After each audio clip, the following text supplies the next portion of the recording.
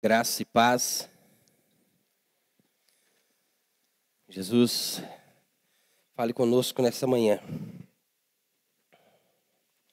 Vamos abrir nossas Bíblias, irmãos, no Salmo de número 22.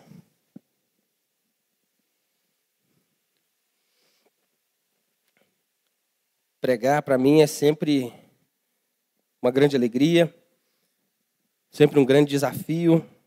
A gente sempre fica nervoso, especialmente num culto como esse, onde a gente relembra os sofrimentos do nosso Senhor e da sua ressurreição. E é exatamente a respeito disso que esse salmo fala. Vamos ler?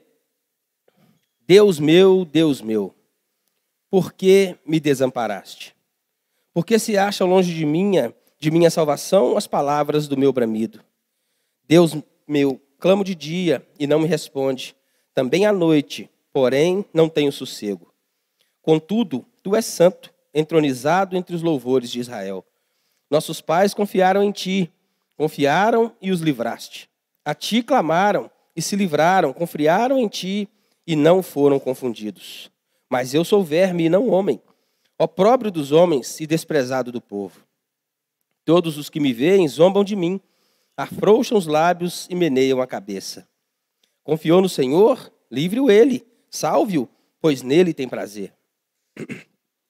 Contudo, tu és quem me faz nascer, e me preservaste, estando eu ainda no seio de minha mãe. A ti me entreguei desde o meu nascimento, desde o ventre da minha mãe, tu és meu Deus. Não te distancies de mim, porque a tribulação está próxima, e não há quem me acuda. Muitos touros me cercam, fortes touros de Bazã me rodeiam. Contra mim abrem a boca como faz o leão que despedaça e ruge. Derramei-me como água e todos os meus ossos se desconjuntaram. Meu coração fez-se como cera, derreteu-se dentro de mim. Secou-se o meu vigor como um saco de barro, como um caco de barro. E a língua se me apega ao céu da boca. Assim me deitas do pó da morte.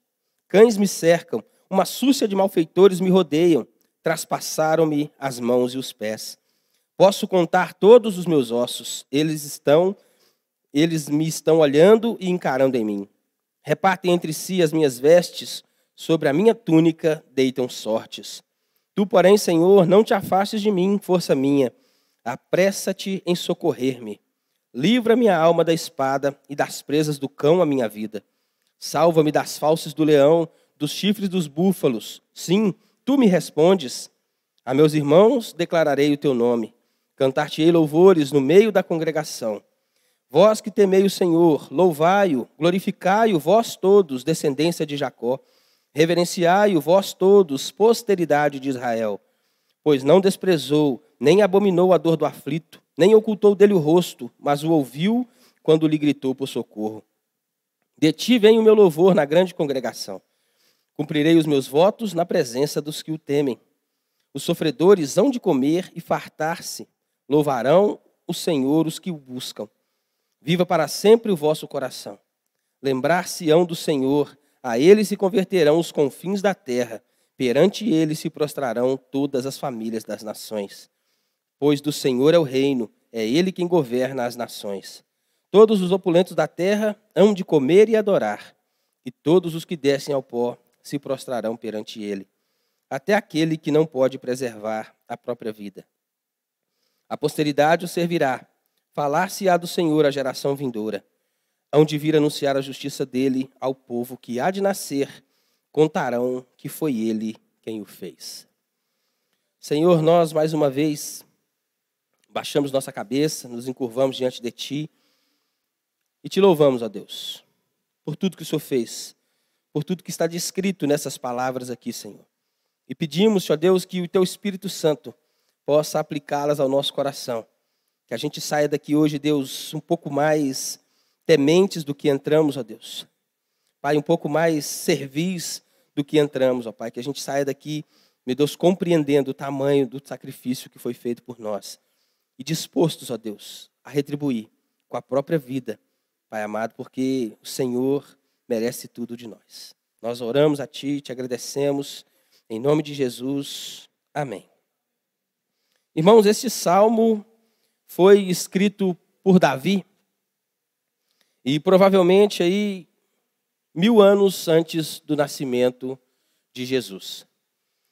É um salmo que Davi não fala de si mesmo. É possível a gente olhar, ler o salmo e perceber que Davi não fala dele mesmo. Se pesquisarmos a bibliografia de Davi, nós vamos ver que o que está descrito nesse salmo, apesar de ele ter vivido muitas agruras, muitos sofrimentos, muitas dificuldades, o que está descrito aqui não foi vivido por ele. Ele não teve os pés traspassados, as mãos traspassadas. É um salmo profético e messiânico. Davi está falando do Messias, daquele que viria, e o descreve nestas palavras. Há quase que um consenso que, por muitos pregadores, que este é chamado o Salmo da Cruz. Impossível lê-lo e não lembrar da cruz do nosso Senhor. Este salmo, como eu disse, há 1000 anos escrito, mostra para nós uma figura que o Novo Testamento nos apresenta de Cristo. Nós temos no Novo Testamento Jesus representado como pastor. E isso em 3 perspectivas. Se a gente lê João 10, 11, ele é o bom pastor. Em Hebreus 13, 20, ele é o grande pastor. E em 1 Pedro, capítulo 5, verso 4, ele é o supremo pastor. O Salmo 22 é o primeiro de uma trilogia. Salmos 22, 23 e 24 fazem parte de uma trilogia. O Salmo 22 fala do Salvador. O Salmo 23, do pastor. E no Salmo 24 ele é o soberano. Ou, como eu disse, na visão neotestamentária, no Salmo 22 ele é o bom pastor, que dá a vida pelas ovelhas. No Salmo 23, ele é o grande pastor, que vive pelas ovelhas. E no Salmo 24, ele é o supremo pastor, que voltará para as ovelhas. Esse, com certeza, é um dos salmos, uma das narrativas mais profundas que a gente tem a respeito da crucificação de Cristo. Para mim, os 2 textos que evidenciam isso de uma forma muito profunda, que mexe bastante comigo, é esse salmo e Isaías 53, quando fala do servo sofredor. Para mim, são as 2 grandes descrições bíblicas da crucificação do nosso Senhor. E isso mexe bastante comigo, esses textos, quando eu leio, isso me torna muito emotivo. Eu peço desculpa aos irmãos por isso, mas a gente vai discorrer sobre esse salmo nessa manhã. Esse salmo também pode ter, ele tem 2 grandes divisões. Dos versos 1 até o verso 21, é a primeira divisão que vai falar aí do sofrimento do Cordeiro, do Messias. Dos versos 22 em diante vai falar da exaltação do Messias. Aliás, se você for aí na sua Bíblia, naquelas notinhas que tem em cima, né? Está escrito assim, sofrimento e vitória do Messias. Então, do Salmo 22 até o verso 21, fala do sofrimento do Messias. E do verso 22 em diante, vai falar da vitória do Messias. E é disso que a gente vai falar nessa manhã. A primeira parte deste salmo, como eu disse, do sofrimento, ainda pode ser subdividida em 2 tópicos. O primeiro desses tópicos é um clamor de abandono por parte de Deus e dos homens.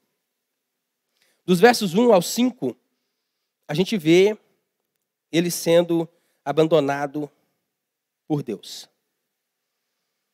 Olha o que diz os versos. Deus meu, por que me desamparaste? Porque se acham longe da minha salvação as palavras de meu bramido. Deus meu, clamo de dia e não me responde, também de noite, porém não tenho sossego. Contudo, tu és santo, entronizado entre os louvores de Israel. Nossos pais confiaram em ti, confiaram e os livraste.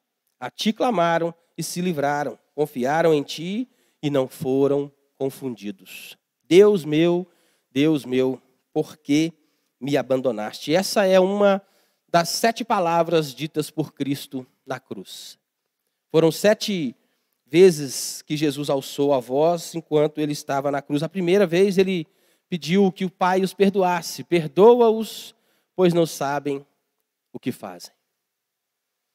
A segunda palavra de Cristo foi: hoje ainda estarás comigo no paraíso. A terceira, ele fala com João: filho, eis aí sua mãe. Mulher, eis aí o teu filho.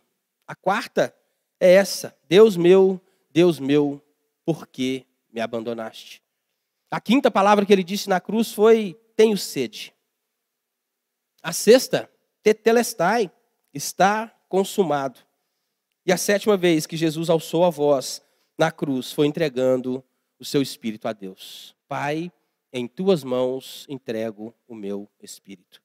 E a gente vê, como eu disse aqui, Jesus sendo abandonado por Deus nestes 5 versículos aqui. Mas não foi simplesmente um abandono.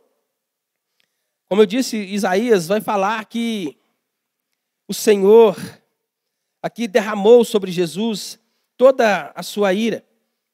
Aqui Jesus não foi simplesmente abandonado por Deus, ele foi feito pecado no nosso lugar. Ele que não tinha pecado nenhum, ele que era puro, jamais pecou, experimentou o peso do pecado do mundo nas suas costas. Foi açoitado, foi apedrejado, foi envergonhado, foi crucificado, levou sobre si a ira que eu e você deveríamos carregar. A ira que era dedicada a mim e a você. O próprio Deus puniu o seu filho. E em Isaías 53, capítulo 10, o profeta nos afirma que o Senhor agradou. O Senhor agradou moê-lo, fazendo enfermar. Não foi um simples abandono, irmãos. Ele não só foi deixado por Deus naquela cruz. Ele carregou sobre si as dores de todos nós.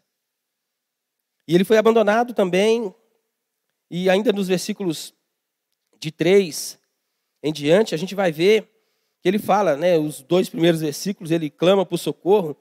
Nos versículos de 3 a 5, ele fala: contudo, tu és santo. Ele fala que o Senhor socorreu aqueles que vieram antes dele, os pais de Israel, aqueles que a gente vê no Velho Testamento, que foram guiados por Moisés, que foram libertados por Moisés, que foram por Josué, guiados ali, conquistaram os territórios da Terra Santa. Esse povo que pecou tanto, que errou tanto, clamou e foi respondido. O clamor deles foi ouvido pelo Senhor. Contudo, o do filho não. Cristo na cruz, quando clamou pelo Senhor, ele não foi ouvido. Foi deixado ali para morrer no nosso lugar. Por mim e por você. Mas ele não foi abandonado só por Deus. Do verso 6 ao verso 8, a gente vê que Jesus também foi abandonado pelos homens. Deixado pelos homens. Olha o que ele diz. Que palavras fortes o Senhor profere. Davi, falando aqui a respeito do Messias, nos profere: mas eu sou verme e não homem, opróbrio dos homens e desprezado do povo. Todos os que me veem zombam de mim, afrouxam os lábios, meneiam a cabeça. Confiou no Senhor? Livre-o ele, salve-o, pois nele tem prazer. Jesus Cristo foi abandonado, irmãos, pelos homens, mas primeiro, os primeiros a abandonar eram aqueles que o seguiam de perto. Seus discípulos, os 12, ficou só um. Só João ficou ali. Todos os discípulos fugiram, correram, porque temiam o destino que ele teve, que fosse por eles também. Um desses discípulos chegou a negar Jesus por 3 vezes. Os primeiros a negaram foi aqueles que andaram com ele mesmo. Irmãos, o povo que bem pouco tempo antes clamava nas ruas: Hosana, bendito o que vem em nome do Senhor. Agora bradava a plenos pulmões: crucifica-o. Desejava a morte daqueles que eles mesmos reconheceram como Filho de Deus. A morte de Cristo trouxe reconciliação entre os homens. A morte de Cristo conseguiu juntar judeus e romanos. Não foi assim? O Sinédrio não se juntou aos romanos para poder matá-lo, para poder crucificá-lo? Querendo, desejando matá-lo, houve reconciliação entre Pôncio Pilatos e Herodes. Se juntaram, irmãos. Os homens se juntaram a uma para poder matar aquele que veio para salvá-lo. Alguém que não tinha pecado, alguém que não tinha erro, alguém que não usou de violência em tempo nenhum. Alguém que pregou a salvação e que deu exemplo de uma vida de piedade. Alguém que curou as pessoas. Cegos viram, coxos andaram, mudos falaram, mortos ressuscitaram. E havia ódio por parte do povo. Um dos textos diz que eles rilhavam os dentes. Escolheram um assassino, um bandido, no lugar dele. Quem vocês querem que eu solte? Jesus ou Barrabás? E nós conhecemos qual foi a escolha do povo. Mas também, como eu disse, tem uma grande segunda parte desse salmo, que é onde ele clama por libertação. Um pedido de angústia e de libertação. Ele que foi abandonado pelos homens e por Deus, agora ele clama. Angustiado, ele pede por libertação. Ele afirma que o Senhor cuidou dele desde o ventre materno. E se a gente voltar lá, nos primeiros relatos dos evangelhos, a gente vai ver que Jesus, ainda no ventre de Maria, teve que fugir com ele para o Egito. Eles correram, eles fugiram com ele ainda dentro da barriga. Ele foi perseguido desde ali.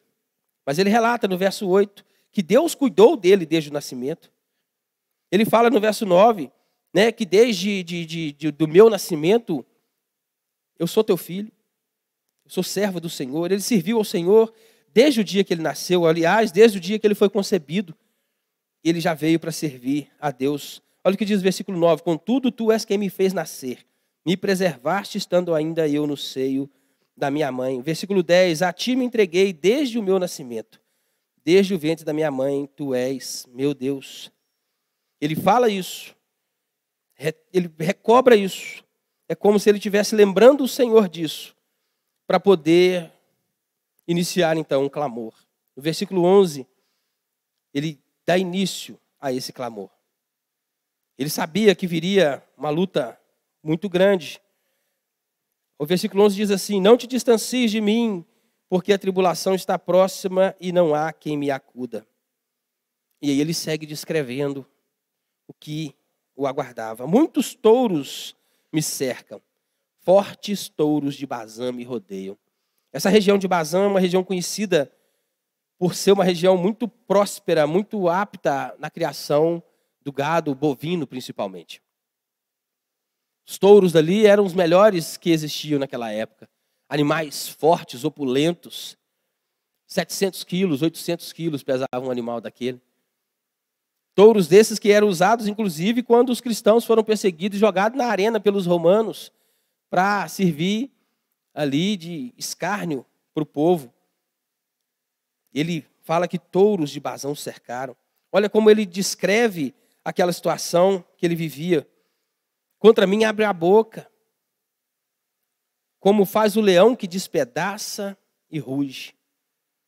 Do versículo 14 em diante, ele segue descrevendo um sofrimento interno muito grande, mas também um sofrimento físico. Derramei-me como água e todos os meus ossos se desconjuntaram. Meu coração fez-se como cera, derreteu-se dentro de mim. Secou-se o meu vigor como um caco de barro e a língua se me apega ao céu da boca. E aqui a gente lembra da quinta palavra dele na cruz: tenho sede. Tenho sede. Assim tu me deitas no pó da morte. Cães me cercaram, uma súcia de malfeitores me rodeia. A união, irmãos, dos judeus, dos gentios, estava ali essa súcia, os poderosos, todos unidos para que ele fosse morto. Traspassaram-me os pés e as mãos. Posso contar todos os meus ossos, eles estão olhando, encarando em mim. Que dor é essa? Que sofrimento é esse? E no verso 18, repartiram entre si as minhas vestes. Sobre a minha túnica deitaram sortes. Mais um cumprimento de uma profecia. Quando os soldados lá, que Jesus sendo crucificado, fizeram isso, muitos deles não tinham conhecimento dessa profecia. Mas ainda assim a cumpriram quando deitaram sorte sobre os mantos, sobre o manto de Jesus. Fazendo assim que cumprisse mais essa parte da profecia, repartiram entre si minhas vestes. No verso 19, tu, porém, Senhor, não te afastes de mim, força minha. Apressa-te em socorrer-me. Livra minha alma da espada e das presas do cão, a minha vida. Salva-me das fauces do leão e dos chifres dos búfalos. Sim, tu me respondes. E no versículo 21, na parte B desse versículo, a gente vê a grande transição desse texto. Aquele que estava sofrendo angústias que nenhum ser humano seria capaz de suportar. Nenhum ser humano suportaria na carne, ou até mesmo internamente, o sofrimento que Cristo suportou. Na parte B do versículo 21, ele diz assim: sim, tu me respondes. Aqui, irmãos, está a grande coluna sobre a qual a igreja foi erguida. O pastor mandou no grupo da igreja o reverendo, eu só vou lembrar o sobrenome, Leitão, que ele é o diretor da APECOM. A APECOM é a Agência Presbiteriana de Comunicações. E ele fala a respeito do sábado. O que Jesus estava fazendo no sábado? O que estava acontecendo no sábado? No sábado, irmãos, foi travada a maior de todas as batalhas. Foi no sábado que Cristo venceu a morte. Naquele dia, essa parte B do versículo estava acontecendo. Ali o Senhor respondia o clamor de Cristo. Sim, tu me respondes. Foi ali que houve a grande mudança, porque se ele tivesse parado aqui até os versículos 21, teria sido só um homem que sofreu, padeceu e morreu. Mas no sábado, o Senhor respondeu à oração do nosso Salvador. No sábado ele lutou, ele foi no Hades, tomou a chave da morte e do inferno. E de lá nos libertou, pelo sangue vertido naquela cruz. É por isso que a gente está aqui hoje. É por causa disso que a gente está aqui hoje, comemorando aí mais uma vez, relembrando que ele ressuscitou. A morte não foi capaz de contê-lo, a cova não pôde contê-lo. Ele preferiu, irmãos, ir para a cruz, se levantar do túmulo, do que descer da cruz. E isso aconteceu naquele sábado, porque o Senhor o respondeu. Irmãos, e Jesus não foi para a cruz, ele não se deixou crucificar porque ele é incapaz de se livrar. Ele não sofreu porque ele não tinha condições de escapar.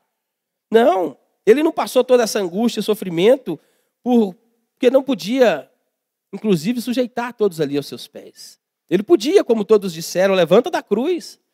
Tu não és o Filho de Deus? Ele poderia ter feito, mas não o fez. Tudo isso foi planejado, foi orquestrado por Deus desde a fundação do mundo. Tudo que Cristo fez foi calculado, deliberado, planejado. E ainda assim ele sofreu grandes angústias. No Getsêmani, antes de chegar nesse momento tão turbulento, ele orou e suou lágrimas de sangue. O que Cristo fez, irmãos, foi porque ele quis. Porque havia algo maior, uma promessa maior que ele também aguardava. Olha o que diz o texto em Hebreus capítulo 12, versículo 2. Diz assim: olhando firmemente para o autor e consumador da fé, Jesus, o qual em troca da alegria que estava proposta, suportou a cruz, não fazendo caso da ignomínia, e está assentado à destra de Deus. Foi por isso. Porque havia uma alegria maior. proposta a Ele. Sabe qual é essa alegria, irmãos? Que eu e você estivéssemos aqui rendidos aos pés dele. Foi por isso que ele fez, foi por isso que ele se deixou levar, ele se entregou como ovelha muda, ele foi para o matadouro. Foi por isso que o Senhor, o Deus Pai, agradou o moê-lo, como diz Isaías. Pela alegria de ser chamado nosso Pai, o nosso irmão mais velho, e de estar novamente à direita de Deus. Exaltado, o nome que está acima de todo nome, o nome ao qual todo joelho na terra, debaixo da terra, se dobrará, e o nome que toda língua confessará, que é o Senhor. Essa era a grande alegria que ele desejava, era isso que ele ansiava tanto, e por isso ele desejou, por isso ele se deixou levar, por isso ele sofreu. Foi por isso que ele fez. Não foi porque ele era incapaz de se livrar. Jesus não era um qualquer. Ele era Deus, 100% homem e 100% Deus. E aqui está baseada a nossa fé, irmãos.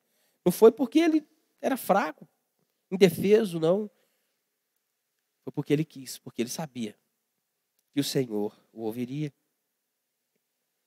E a segunda parte desse texto, como eu disse, dessas duas grandes divisões do texto, vai falar da vitória do Messias, do versículos 22 ao 31. E essa parte também pode ser dividida em duas subdivisões, e eu prometo ser mais rápido aqui. A primeira é uma declaração de louvor a Deus e um convite à adoração. Dos versículos 22 a 26 a gente vê isso. Depois que ele declara nos versos 21, tu me respondes, onde houve essa grande mudança, onde houve essa grande transformação daquele sofrimento agora, passa a ser uma alegria indizível. Ele diz assim, aos meus irmãos declararei o teu nome, cantar-te-ei louvores no meio da congregação. Vós que temei o Senhor, louvai-o, glorificai-o vós todos, descendência de Jacó, reverenciai-o vós todos, posteridade de Israel.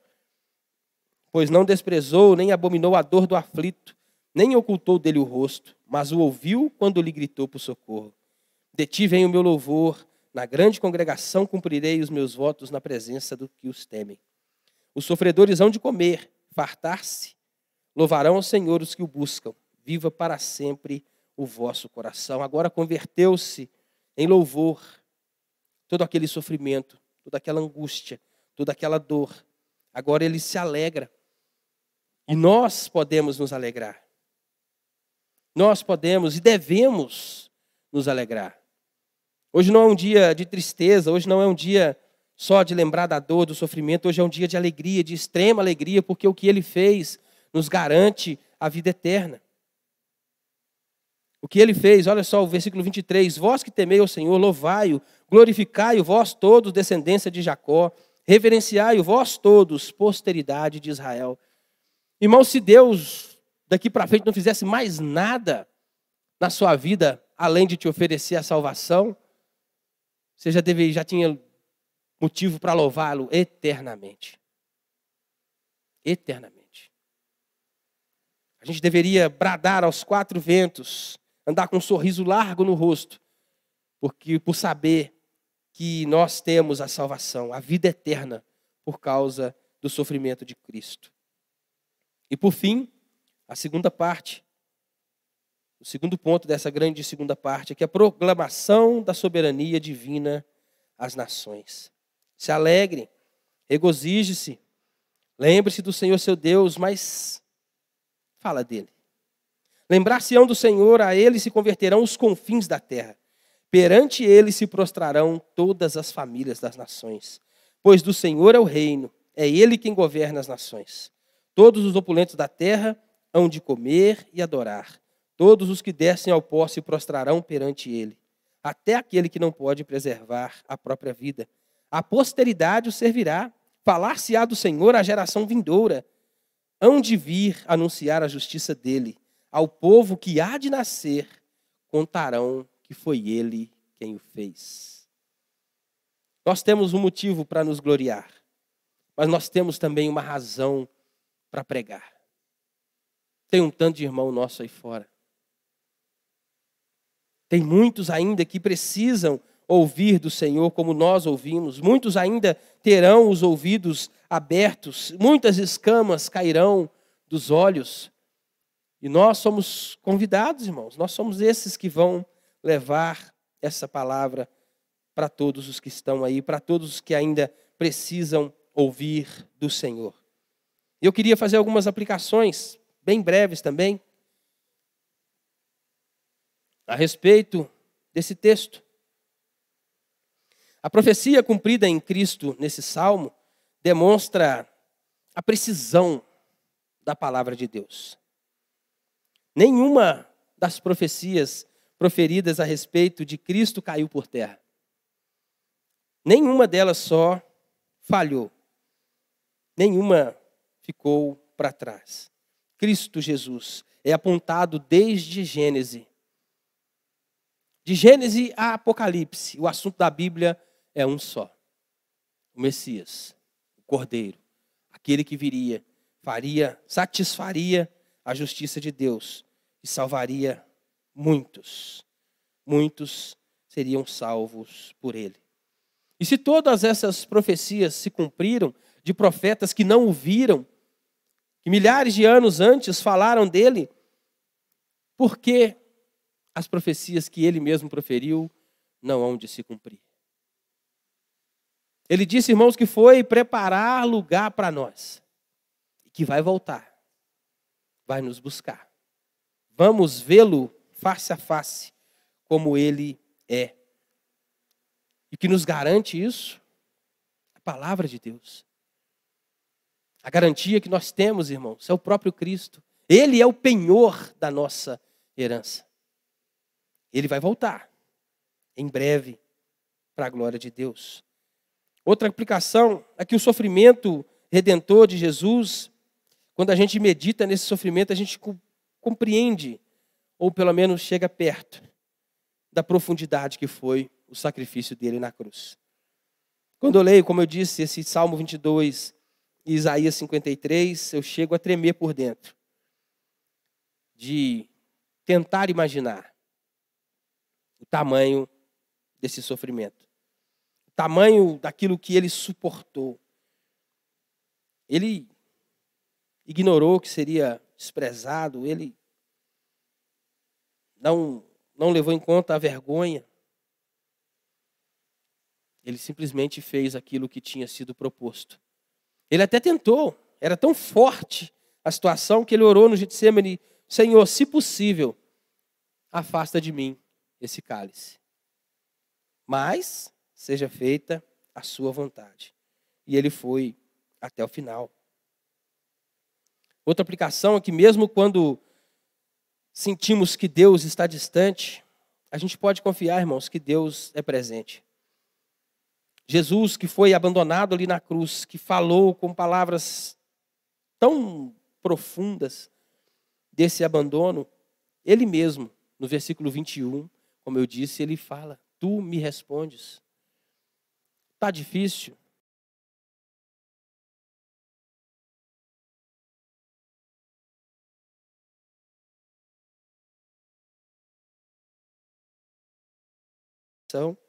Porque há socorro, irmãos. Ele é socorro bem presente na tribulação. Como eu disse, ele não simplesmente te salvou, né? Você podia, se fosse só salvação, você já tinha motivo para gloriar em Deus para a eternidade, mas ele não só te salvou, ele te sustenta. Todos os seus dias foram escritos por ele e vão se cumprir, porque ele mesmo te sustenta. Se ele não te levou ainda, tem muita coisa para você fazer. Tem muito para você fazer. Deus não te deixou sozinho, você não está só. O próprio Jesus disse, sem mim, nada podeis fazer. Outra coisa que fica claro nesse salmo é a abrangência do plano de redenção de Deus.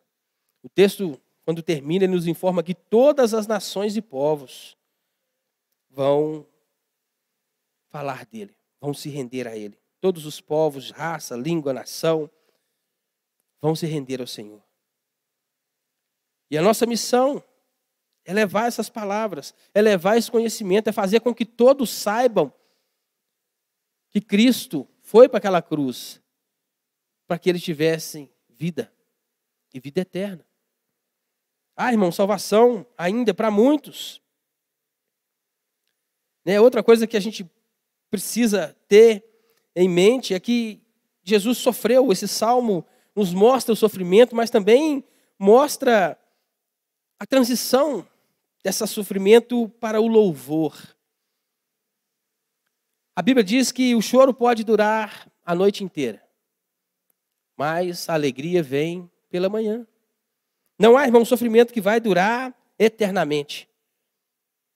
Por maior que seja a sua dor, por maior que seja o seu sofrimento, ele não vai durar eternamente. A gente precisa, mesmo em meio a tribulações, aprender a louvar o nosso Deus. A Bíblia nos encoraja, nos ensina a em tudo dar graça. E a gente tem motivo para isso. Ainda que a coisa está apertada, está difícil, está complicada, olha para a cruz e você vai ter sempre um motivo de louvor. E por fim, a importância que a gente não pode deixar de lado da comunhão dos santos. O Salmo 22 fala dessa comunhão nos versículos que a gente leu no final, quando ele fala que cantaria louvores ao Senhor, ele não fala que faria isso sozinho. Ao versículo 22, aos meus irmãos declararei o teu nome. Cantar-te-ei louvores no meio da congregação. Vós que temei o Senhor, louvai-o, glorificai-o, vós todos, está tudo no plural. A salvação é individual, claro, cada um de nós somos salvos individualmente, irmãos. Mas a adoração, nós somos chamados a fazê-la coletivamente. Jesus morreu por nós de forma individual, mas juntos nós somos a igreja dele, a noiva dele. Que a gente possa agir assim, compreendendo essas palavras para a glória de Deus. Amém?